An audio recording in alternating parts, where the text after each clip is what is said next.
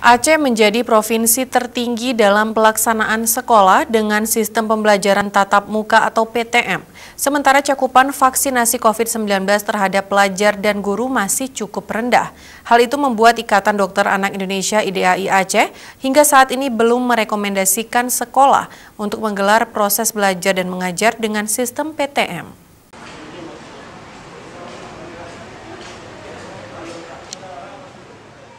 Sebagian kabupaten dan kota di Aceh sudah mulai menggelar sekolah dengan sistem pembelajaran tatap muka atau PTM terbatas. Bahkan Direktorat Jenderal PAUD Dikdasmen Kementerian Pendidikan, Kebudayaan, Riset, dan Teknologi mendata, Aceh menjadi provinsi dengan jumlah tertinggi pelaksanaan PTM terbatas, yakni sebanyak 81%. Di sisi lain, pencapaian vaksinasi COVID-19 terhadap pelajar dan guru di Bumi Rencong masih cukup rendah.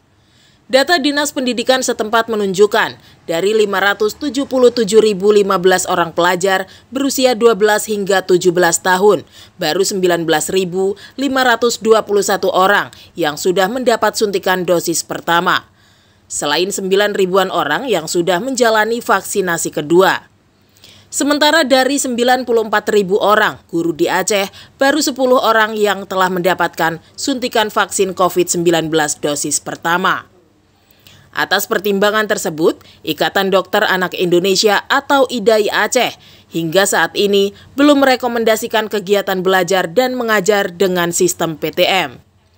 Ketua IDAI Aceh, Herlina Dimiati, yang ditemui di Banda Aceh pada 11 September, menyarankan agar pemerintah setempat lebih memperketat aturan-aturan yang ada di sekolah terkait protokol kesehatan. Mulai dari penggunaan masker, menjaga jarak aman saat berada di luar maupun di dalam ruangan kelas, hingga menggencarkan vaksinasi.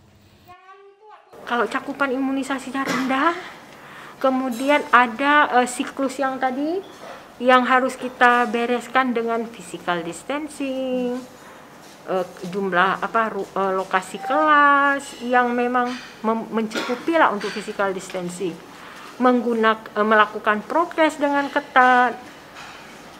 Kalau itu bisa terrealisasi, IDAI sudah memberi rekomendasi. Apabila sistem PTM tetap berlangsung dengan kondisi yang masih seperti saat ini, IDAI Aceh khawatir dapat membentuk klaster COVID-19 baru yang berkembang di masyarakat. Lantaran pihaknya masih menemukan adanya sekolah yang belum secara ketat menerapkan protokol kesehatan, selain karena masih rendahnya cakupan vaksinasi terhadap pelajar dan guru. Dari Banda Aceh, Aprijal Rahmat, Kantor Berita Antara mewartakan.